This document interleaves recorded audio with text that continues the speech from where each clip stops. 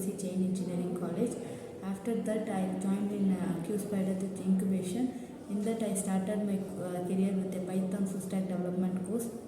In that starting, I had my SQL class, which was handled by Sankit sir, and Python, which was handled by Shavana Durgaman. And in this class, I gained more knowledge, and they were taking way of mock and classes. It's very effectively for me.